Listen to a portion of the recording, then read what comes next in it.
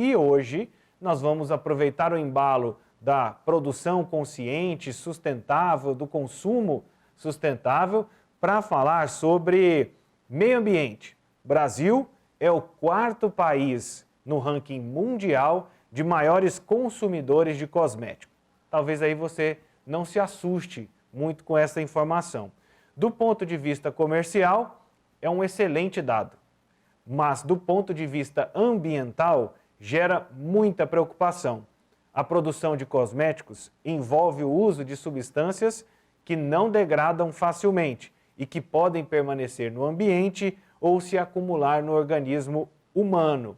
E aí, um grupo de pesquisadores da Universidade Federal de Goiás buscou uma solução para esse problema.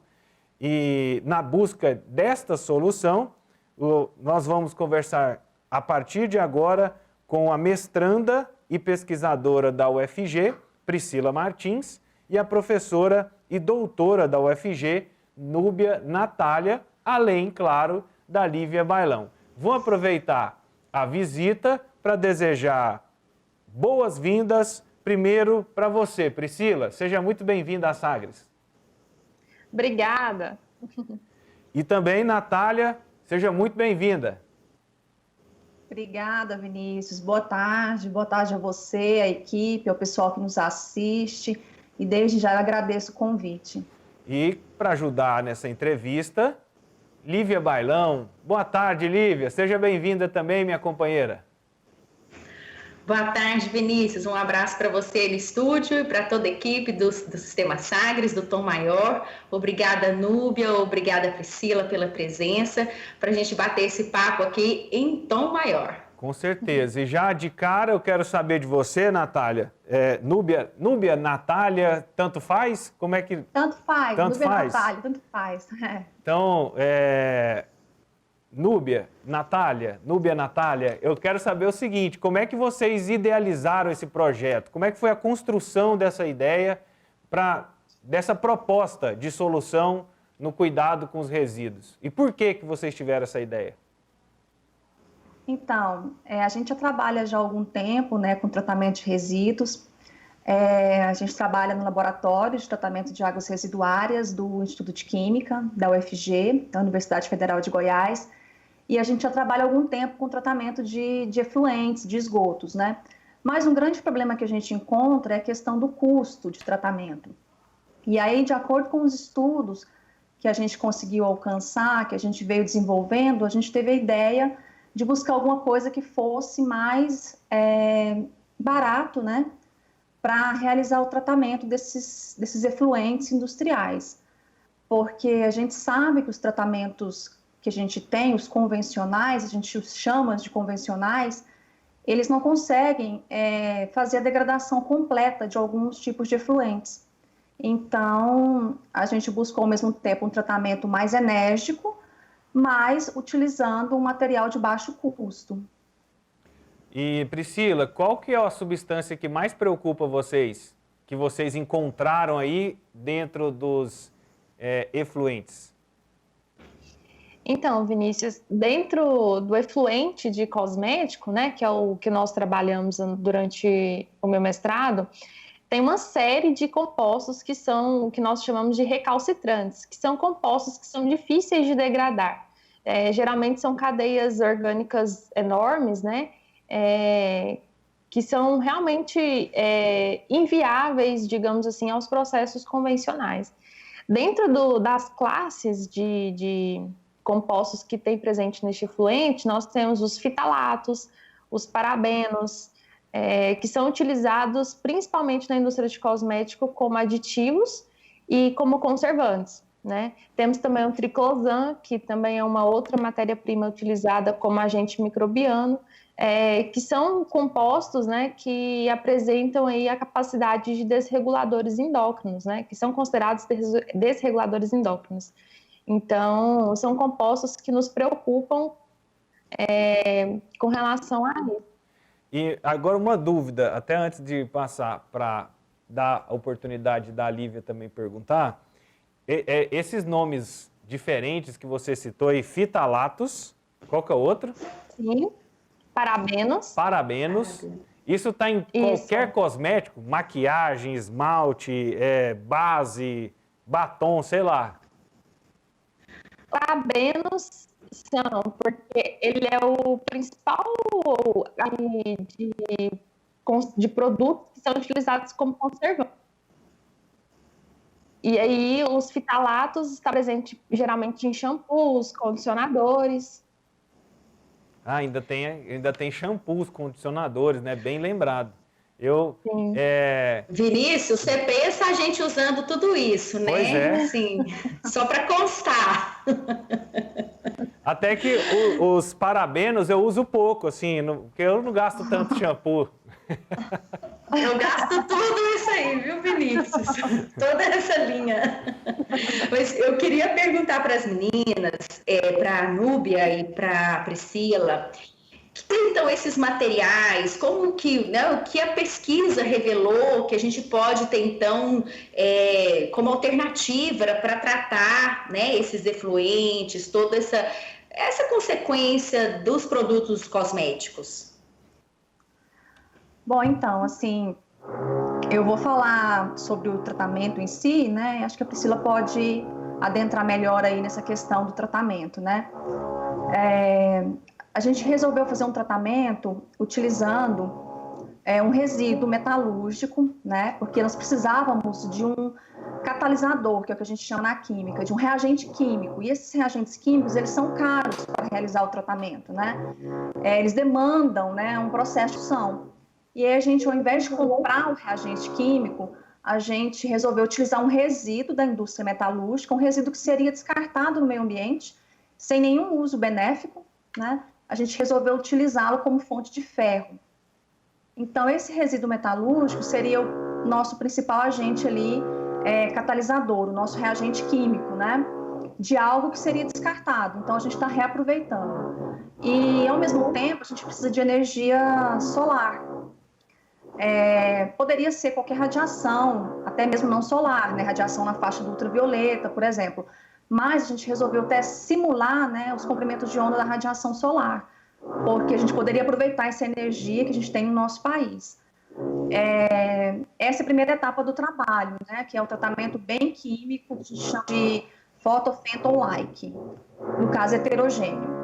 E depois a gente construiu um filtro, né, e aí eu acho que o filtro a Priscila consegue explicar para a gente, né, Priscila?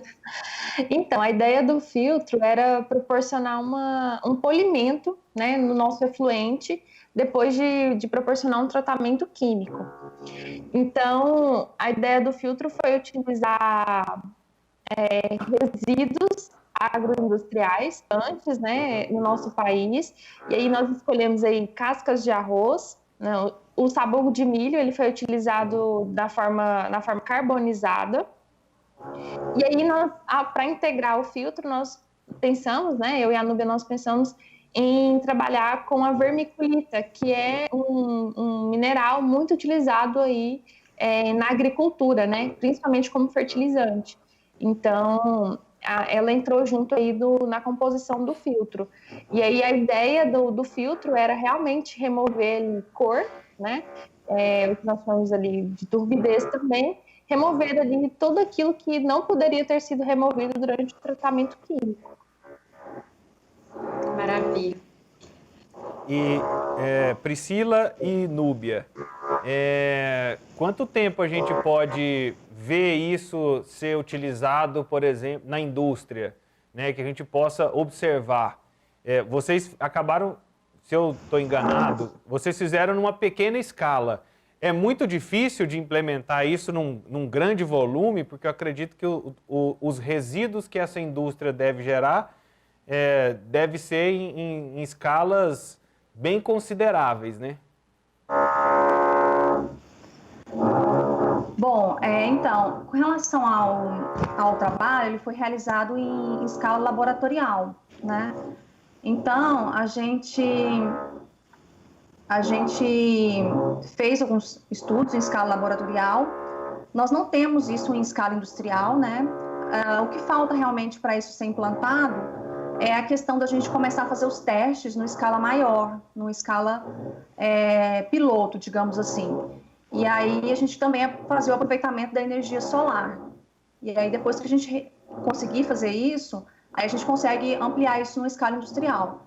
Lembrando que existe a viabilidade dessa aplicação numa escala industrial, né? A gente precisa começar a fazer os testes numa escala um pouco maior. Interessante. Assim, eu imagino que tenha sido deva ser um grande desafio, ainda mais vocês voltadas aí, né, para esse tipo de pesquisa, porque recentemente eu e a Lívia a gente fez uma sequência, uma série de entrevistas sobre os resíduos que a gente gera. E sempre quando vai se conversar sobre resíduo, sobre lixo, o primeiro ponto é: mas é muito caro tratar lixo. Mas é muito caro tratar o meio ambiente. Esse é o ponto mais desafiador dentro do trabalho de vocês e qualquer outro que seja de eliminar resíduos ou reaproveitar resíduos? Núbia?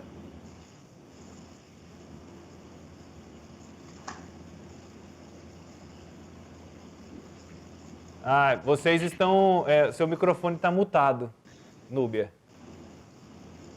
Então, eu acho que essa questão do resíduo, ela realmente é um problema, assim, porque o que acontece? O problema de muitos acaba sendo problema de ninguém, né?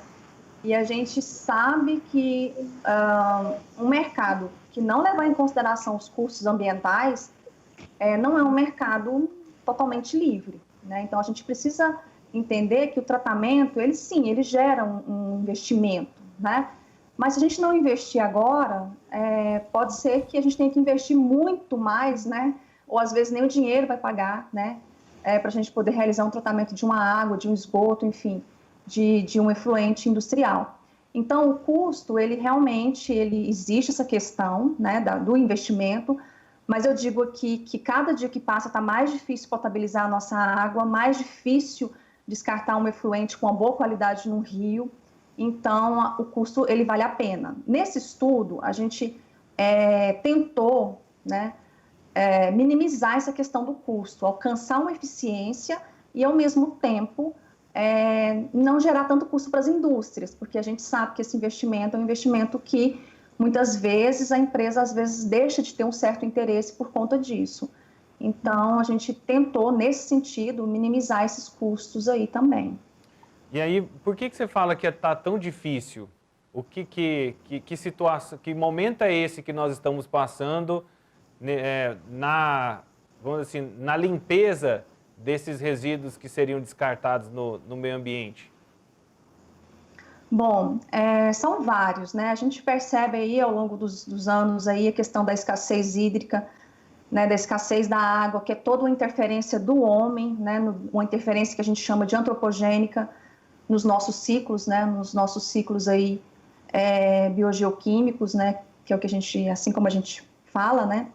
Então a gente já tem essa questão da quantidade que não tem sido o suficiente em alguns estados, né, e a qualidade ainda é um outro problema, né, porque a gente com o tempo foi aumentando muito o nível de poluição, né, o nível de descarte, o consumo, o agronegócio, as indústrias, né? As nossas legislações, muitas vezes, elas não são bem aplicadas, né? Ou, às vezes, nem tem parâmetro nas nossas legislações de alguns poluentes. Muitas vezes, no nosso trabalho, né, Priscila, a gente teve que se basear em parâmetros que são de fora do nosso país, porque a gente não tem. Então, nesse sentido, a gente está devolvendo uma água com qualidade muito pior. A gente capta uma água e a gente devolve ela para o rio com uma qualidade muito ruim.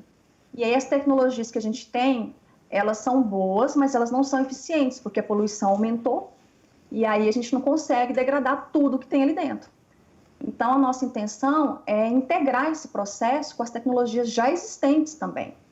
É melhorar todo um processo que já existe nas empresas e nas estações de tratamento. Esse é um alerta, hein, Lívia? Sim. Eu fico me perguntando aqui, Vinícius, e aí eu quero, né, perguntar para a Priscila, para a Núbia.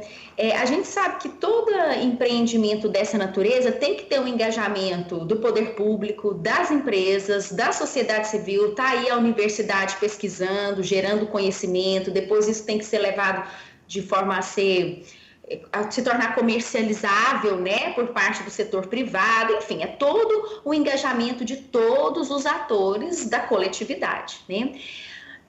Para quem está nos ouvindo, nos vendo agora, a gente está em casa, na nossa rotina, usando os nossos cremes, comprando shampoo no supermercado, na farmácia, esse é o dia a dia que nós vivemos. Qual a sugestão, a orientação vocês nos dão para que a gente se torne nessa área? Porque é algo que a gente não pensa. A gente já tratou aqui do impacto ambiental, da publicidade infantil, do consumo de brinquedos em tantos plásticos e plásticos. Agora a gente está falando de cosmético, né, Vinícius? Uhum. Então, assim, tudo, se a gente for ver, tem um desdobramento que a nossa cabeça não alcança, enquanto cidadãos ali envoltos, né, no nosso dia a dia. Bom, então a gente está aqui no Tom Maior, fazendo essa reflexão, essa partilha, né? O que vocês, então, recomendam para que a gente que está em casa possa ser um agente proativo nesse processo todo? Leia rótulos, não consuma se tiver escrito isso, ou evite. O que a gente em casa pode fazer para concorrer positivamente para esse resultado? De preservar as nossas águas, porque nós somos os principais afetados, né?